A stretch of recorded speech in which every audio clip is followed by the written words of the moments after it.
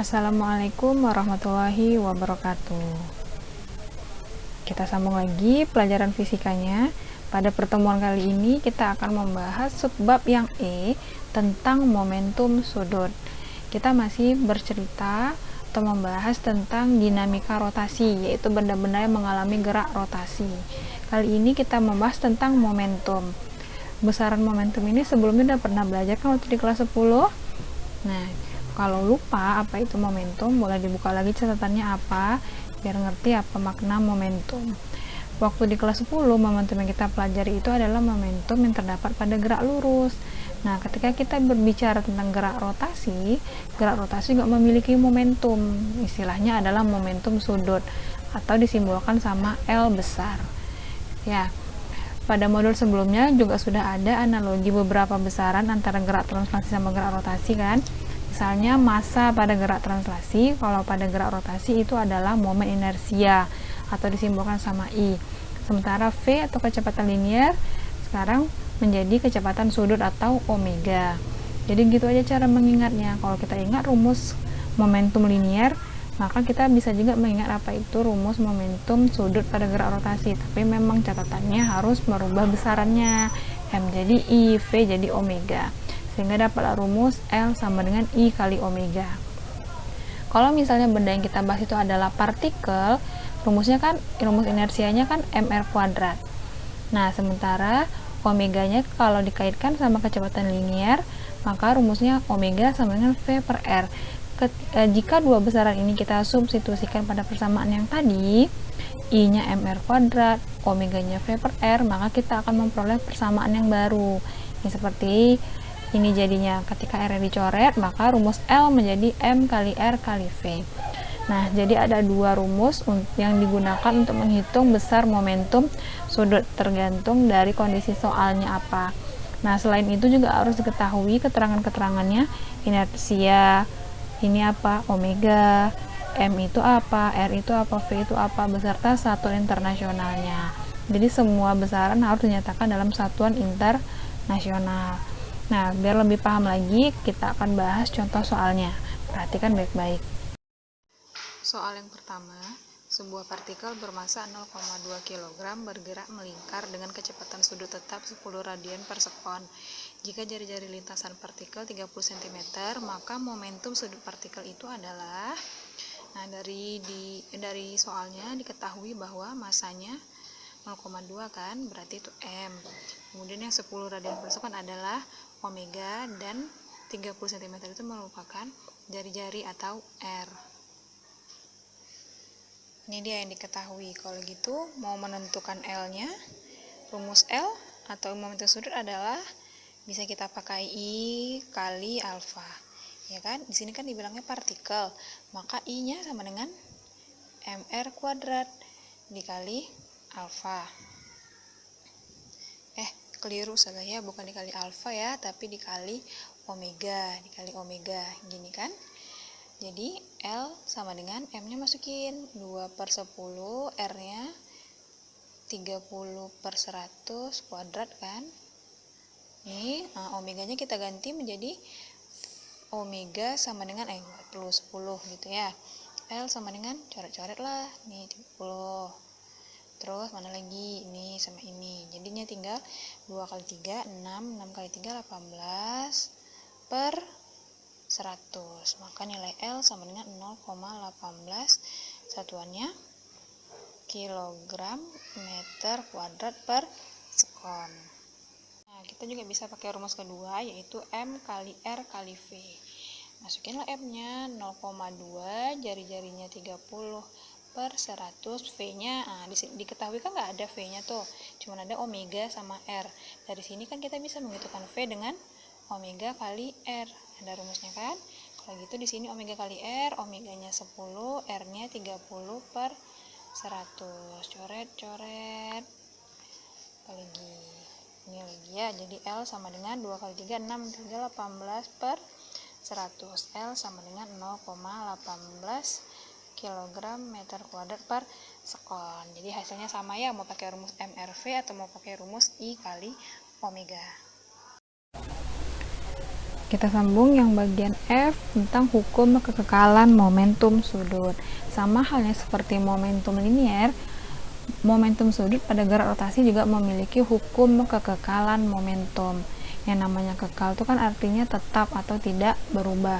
Maka arti dari hukum kekekalan momentum sudut ini adalah besarnya momentum sudut pada keadaan awal dan akhir atau pada keadaan pertama dan kedua itu besarnya nilainya selalu tetap.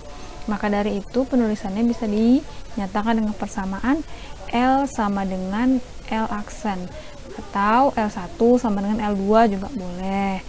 Itu ya. Kalau dijabarkan lagi rumus L seperti yang ada pada poin F tadi, L sama dengan I kali omega. Maka kalau di sini L1 menjadi penjabarannya I1 kali omega 1 sama dengan I2 kali omega 2. Yang mana keterangannya L atau L1 adalah momentum sudut pada keadaan pertama, L aksen atau L2 momentum sudut pada keadaan kedua, I1 momen inersia pada keadaan pertama, I2 momen inersia pada keadaan kedua. Begitupun sama omega. Omega 1 kecepatan sudut pada keadaan pertama, omega 2 kecepatan sudut pada keadaan kedua. Ini keadaan kedua maksudnya. Nah, catatannya seperti yang udah saya bilang tadi, besar momentum sudut pada kedua keadaan selalu bersifat tetap. Jadi bagaimanapun keadaannya, keadaan awal, keadaan akhir pada gerak rotasi tersebut, jika pembahasan tentang momentum sudut adalah selalu tetap. Sementara yang berubah adalah inersia atau kecepatan sudutnya. Itulah penjabaran tentang hukum kekekalan momentum sudut. Kita lihat contoh soalnya. Seorang penari balet berputar 3 putaran per sekon dengan kedua tangannya direntangkan. Pada saat itu, momen inersia penari 8 kg meter persegi. Kemudian lengannya dirapatkan sehingga momen inersianya menjadi 2 kg meter persegi. Berapa frekuensi putarannya? Nah, jadi penyelesaiannya dengan menggunakan hukum kekekalan momentum sudut. Jadi biasanya kalau hukum kekekalan momentum sudut ini identiknya atau seringnya itu soal tentang penari-penari yang mana tangannya direntangkan sama yang tangannya dikatupkan. Nah, dari soal ini kan berarti yang 3 putaran per sekon itu adalah kecepatan sudutnya atau omega 1. Nah, yang 8 kg meter persegi itu adalah I1 gitu kan. Nah, atau yang 3 sama 8 itu adalah keadaan I dan omega pada keadaan pertama gitu ya. Nah, pada keadaan kedua, inersianya menjadi 2, berarti I2-nya sama dengan 2 kg meter per sekon. Ditanyakannya adalah berapa besar frekuensi putarannya sekarang, atau omega 2. Kita gunakan hukum kekekalan momentum sudut, L1 sama dengan L2. Kalau di modulnya saya buat L sama dengan L aksen ya, itu boleh juga kok diganti sama L1 sama dengan L2. Nah, kita ikuti rumusnya. I1-nya tadi berapa? I1-nya 8. Omega 1-nya 3, omega 2-nya 2. Berapa omega 2? Ya, nah habis itu coret-coret aja lagi matematikanya. 4 ya. Berarti omega 2 sama dengan 4 kali 3, 12. Tadi satuannya si omega yang di sini apa? Yang 3 putaran per sekon. Maka satuannya juga sekarang putaran per sekon. Jadi ini adalah frekuensi putaran penari itu sekarang. Pada soal ini mula-mula piringan A-nya berputar. Nah, kemudian ditambahkan di atas piringan A itu piringan B, sehingga sekarang piringan A dan piringan B berputar bersama-sama. Ini juga merupakan contoh soal yang penyelesaiannya dengan menggunakan hukum kekekalan momentum sudut. Ya, L1 sama dengan L2. L1 adalah momentum sudut pada keadaan pertama, yang mana cuma A aja yang berputar kan. Yang L2 merupakan momentum sudut keadaan kedua, ketika sudah ada B ditambahkan di atas A. Yang jadi pertanyaan, kalau pada saat sendiri si A-nya itu berputar dengan kecepatan 120 rpm, setelah ditambahkan B, berapa kecepatan sudutnya sekarang? Kita selesaikan dengan hukum kekekalan momentum sudut, L1 sama dengan L2. L1 ini keadaannya ketika masih si A aja kan yang berputar, yang keadaan kedua ini ketika ditambahkan piringan B di atasnya. Nah, jadi di sini I1 kali omega 1 berarti I1 di sini I-nya A kan. Omega 1 ini omeganya A yang mula-mula yang 120 rpm itu. I2 di sini itu kan keadaannya setelah ditambahkan B, maka I-nya pun bertambah kan inersianya, jadi I yang sekarang itu adalah IA tambah IB. gitu. Ya, jadi I yang di sini cuman I-nya untuk si A aja, sementara I yang di sini adalah IA tambah IB karena sudah ditambahkan piringan. Gitu ya. Kita masukin angkanya lagi. Karena dia berupa silinder pejal kan setengah MR kuadrat, maka I-nya juga gitu rumusnya setengah MR kuadrat. Setengah M-nya A 100 gram kan, jadi 1/10. R-nya A 50 cm, berarti 50 per 100 kan, ini kuadrat, kali omeganya 120. Yang di sampingnya, keadaan kedua, IA ini dia kan, IA, yang ini IB. Ya, I, masanya B 300 gram atau 3/10, R-nya B 30 per 100 kuadrat dikali omega 2. Omega 2 inilah yang jadi pertanyaan sekarang, besarnya berapa. Kita coret-coret. Yang mana mau kita coret nih? 50, nolnya, ini 2 kan, kita buang 2. Habis itu 120, nolnya 1 sama ini. Udah berarti tuh, mana lagi ya? Ini 2 sama 12, 6. Habis itu ini 5 sama 10, 2. Habis itu mana lagi? 5 sama 20, 4. Tinggal 6 sama 4, ini bisa nih 2, ini 3. Berarti 3/2 sama dengan, berarti ini coret juga nih, 0, 0, 0, 0. Habis itu 5 sama ini 2 ya. Habis itu 5 sama ini juga 2. Udah, berarti 1/2 kali 2, 4. Ini 80 kan, ada nolnya masih. Tambah, ini berapa? Coret juga nih, 0, 0, 0, 0. Mana lagi? Kayaknya udah ya. Ini 3 kali 3, 9, 3, 27. 27 per berapa nih? Per 2000. 1/80 tambah 27 per 2000 kali omega 2 kan. Ini dia persamaannya jadinya. Kita samakan penyebutnya. 2000 berarti di sini 2000 bagi 80, 25 tambah 27. Jadinya 3/2 sama dengan 25 tambah 27, 52 kan per 2000. Habis itu kita sederhanakan, kita coret lah ya. Ini 2, berarti ini jadinya 1000 kan. Berarti ini jadi 3000 sama dengan 52 omega 2. Jadi kan omega 2 sama dengan 3000 per 52. Setelah itu kita sederhanakan, kita bagi 2 misalnya ya. 3000 bagi 2, 1500, 52 bagi 2, 26. Masih bisa nih ya, omega 2 bagi 2 lagi, 750 bagi 2 lagi, 26 bagi 2, 13. Udah kayaknya ya, seperti satuannya RPM.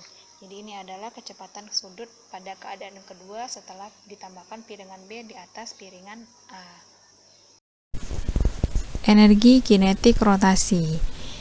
Pada benda yang bergerak rotasi juga terdapat pembahasan mengenai energi kinetik, yaitu energi kinetik rotasi pada benda yang menggelinding. Kalau dia menggelinding, artinya benda tersebut selain dia bergerak translasi, juga bergerak rotasi. Maka dari itu, pembahasan mengenai energi kinetiknya merupakan gabungan dari energi kinetik translasi dan rotasi atau energi totalnya. Maka di sini rumusnya menjadi energi kinetik total sama dengan EK translasi ditambah EK rotasi. Nah, kita jabarkan rumusnya. EK translasi yang kayak biasa, setengah MV kuadrat. Kalau EK rotasi setengah I kali omega kuadrat. Perhatikan setiap besarannya harus dalam satuan internasional sehingga nanti energi satuannya joule. Nah, kita lihat contoh soalnya. Silinder pejal dengan jari-jari 5 cm bermassa 0,25 kg bertranslasi dengan kelajuan linier 4 meter per sekon. Tentukan energi kinetik silinder jika selain bertranslasi, silinder juga berotasi. Nah, ini artinya dalam satu keadaan ada dua energi kinetiknya kan, yaitu energi kinetik translasi dan energi kinetik rotasi. Maka dari itu untuk menghitung energi kinetiknya merupakan jumlah atau total dari EK rotasi dan EK translasi. Yang digunakan adalah persamaan yang ada di atasnya itu ya. Nah, kita masukin angkanya lagi. setengah mv kuadrat untuk translasinya, sementara kalau rotasinya setengah I omega kuadrat. Ingat aja analoginya kan, kalau M pada translasi, I pada rotasi, V pada translasi, omega pada rotasi, gitu kan. Kita masukin angkanya, setengah, masanya tadi 0,25 itu seperempat, V-nya 4 meter per sekon, berarti kuadratnya 16, tambah setengah, I-nya karena dia silinder pejal jadinya setengah mr kuadrat kan. Kalau omega coba kita ubah ke rumus yang ada V-nya. Omega sama dengan V per R kan, dan dia kuadrat. Jadinya ini setengah kali seperempat kali 16 ditambah setengah kali ini setengah mr kuadrat, ini jadinya V kuadrat per R kuadrat. R kuadratnya coret kan. Nah, maka tinggal setengah kali seperempat kali 16 tambah setengah kali setengah, M-nya tadi seperempat, V-nya 4, kuadratnya 16. Nah, tinggal kita coret-coret. Ini bagi 4, 4 sama 2, 2. Tambah ini 2 kali 2, 4. Ini 4, berarti habis ya 16 kan? Jadinya 1. Jadinya 2 tambah 1, 3 penjul.